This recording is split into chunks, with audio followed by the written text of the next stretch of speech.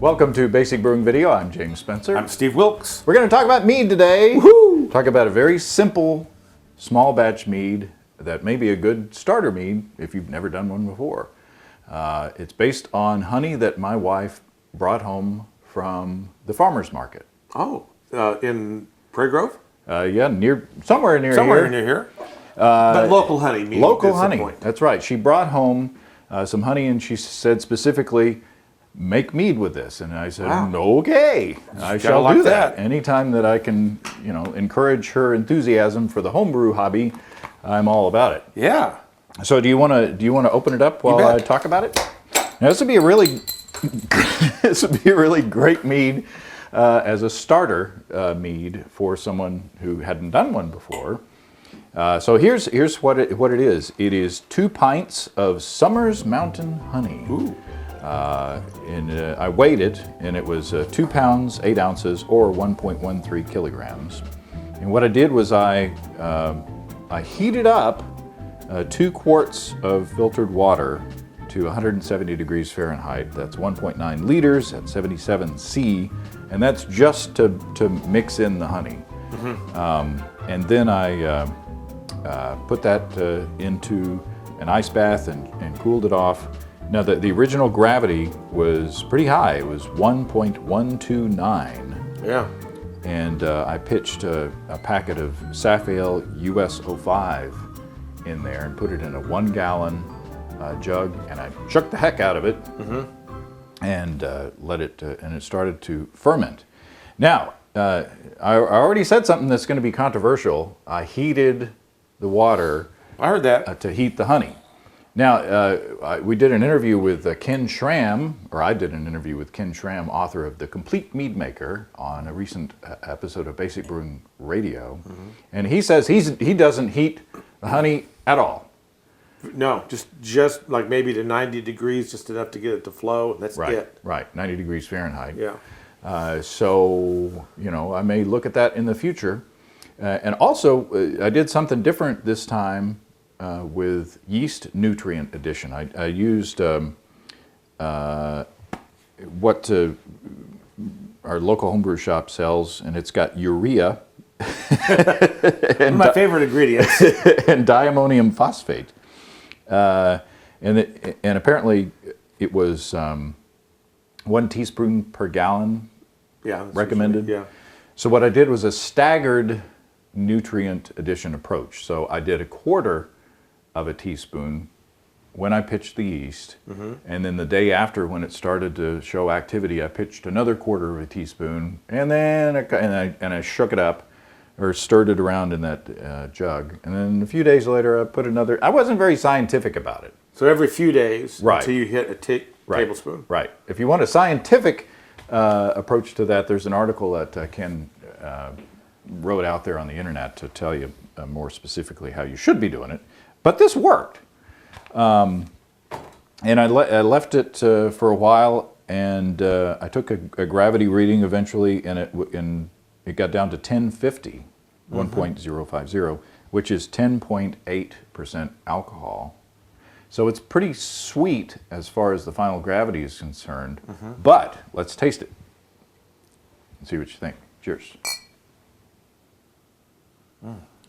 It smells like honey. Mm. Ooh. Oh, that's very, very nice, James. Thank you. It's very nice. It's not flabby, Mm-hmm. I like to put a little acid in meads generally, and this doesn't need it. It's really good. Thank you.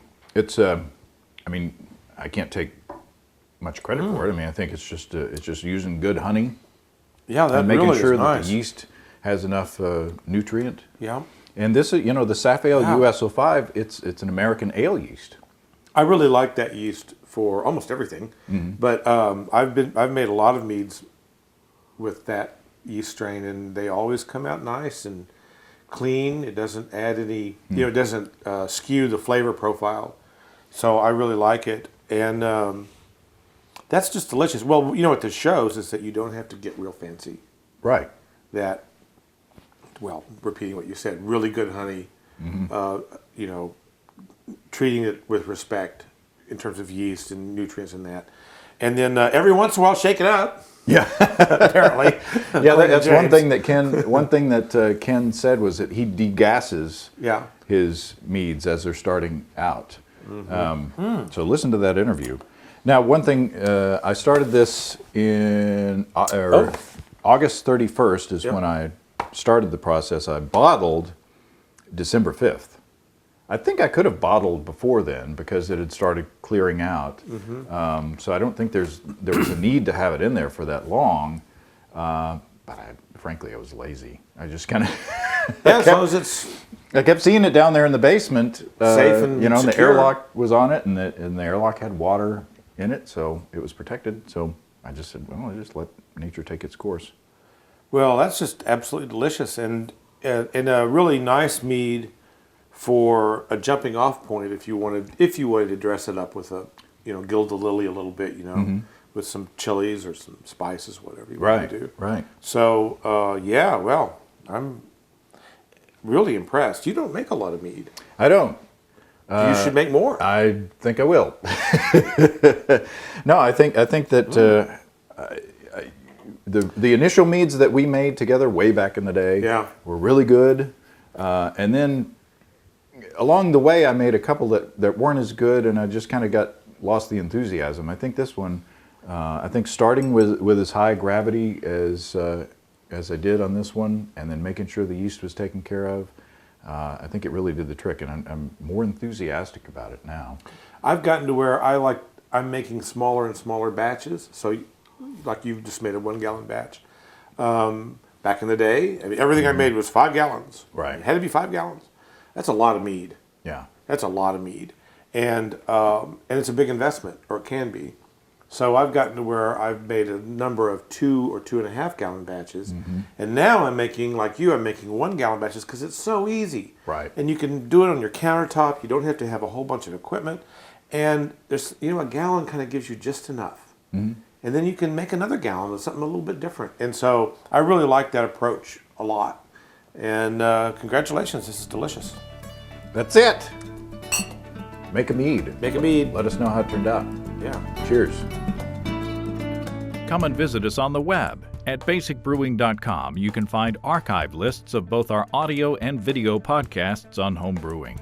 You can also find our DVDs, Extract Brewing and Partial Mashing, Stepping into All Grain, Low-Tech Lagering and Decoction Mashing, Introduction to Wine Kits, and our Basic Brewing Brewer's Logbook, where you can track and log up to 50 batches of beer.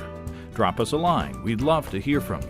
Write to James at basicbrewing.com, Steve at basicbrewing.com, or just use the contact form on basicbrewing.com. It's not small. No.